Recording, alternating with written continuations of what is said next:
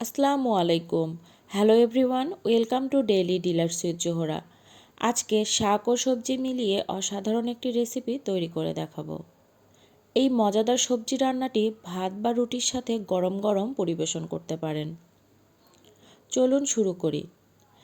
এখানে আমি 1 আটি পরিমাণ পুঁইশাক নিয়েছি। পুঁইশাকগুলোকে বেছে ভালোভাবে ধুয়ে ক্লিন করে নিয়েছি। আর শাকগুলোকে আমি ছোট ছোট টুকরো করে কেটে নিয়েছি। এই রান্নায় শাকের সাথে লাগবে কিছুটা পরিমাণ সবজি।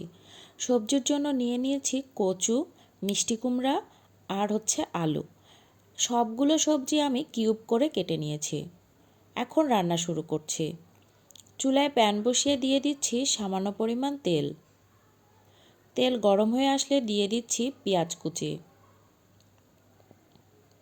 দিয়ে দিচ্ছি কাঁচামরিচ ফালি, আপনারা স্বাদমতো দিতে পারেন।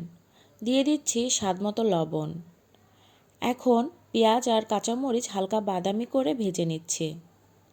হালকা বাদামি বর্ণের হয়ে আসলে দিয়ে দিচ্ছি 1 চামচ হলুদ গুঁড়ো আর দিয়ে দিচ্ছি জিরা গুঁড়ো 1 চামচ। এই রান্নায় আর কোনো মশলার প্রয়োজন নেই। মশলা ভালোভাবে কষিয়ে নিয়ে দিয়ে দিচ্ছি সামান্য পরিমাণ পানি। পানি দিয়ে মশলা আর একটু ভালোভাবে কষিয়ে নিয়ে দিয়ে দিব বাকি সব উপকরণগুলো। মশলা কষানো হয়ে গিয়েছে, দিয়ে দিচ্ছি আগে থেকে কেটে ধুয়ে রাখা কচু, মিষ্টি কুমড়া আর আলু। এখন সব কিছু ভালোভাবে মিশিয়ে নিচ্ছি আর একটু সময় নিয়ে মশলার সাথে সব কিছু ভালোভাবে কষিয়ে নিচ্ছি। সব কিছু ভালোভাবে কষানো হলে দিয়ে দিচ্ছি সামান্য পরিমাণ পানি সিদ্ধ হওয়ার জন্য। খুব বেশি পানি দেওয়ার প্রয়োজন নেই, সবজি থেকে কিছুটা পানি বের হয়ে আসবে। এখন ঢাকনা দিয়ে ঢেকে দিচ্ছি। 10 মিনিট পর ঢাকনা তুলে নিচ্ছি আর একটু নেড়ে নিচ্ছি।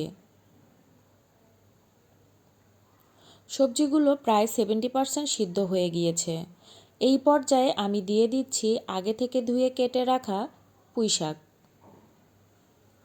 পুঁইশাক দেওয়ার পর আমি আর নাড়ছি না, ঢাকনা দিয়ে ঢেকে দিচ্ছি 5 মিনিটের জন্য। ঢাকনা তুলে নিচ্ছি। 5 মিনিট পর পুঁইশাকটা কিছুটা কমে গিয়েছে। এই সময় নাড়তে অনেক সুবিধা হবে। এখন সব কিছু ভালোভাবে নেড়ে মিশিয়ে নিচ্ছি। এই পর্যায়ে আমি আরও কিছুক্ষণ ঢাকনা দিয়ে ঢেকে রান্না করে নেব। ঢাকনা দিয়ে ঢেকে দিচ্ছি 10 মিনিটের জন্য। 10 মিনিট পর ঢাকনা তুলে নিচ্ছি। যেহেতু শাক সিদ্ধ হতে বেশি সময় লাগে না, তাই আমার রান্নাটি মোটামুটি কমপ্লিট হয়ে গেছে। আর একটু নেড়ে নামিয়ে নিচ্ছি। তৈরি হয়ে গেল মজাদার পুঁইশাকের সবজি। এইভাবে রান্না করে খেয়ে দেখবেন। অসম্ভব মজাদার এই রান্নাটি আপনাদের সবার অনেক ভালো লাগবে। আমার আজকের রেসিপিটি কেমন লাগলো অবশ্যই কমেন্ট করে জানাবেন। আজকের মতো বিদায় নিচ্ছি। আল্লাহ হাফেজ।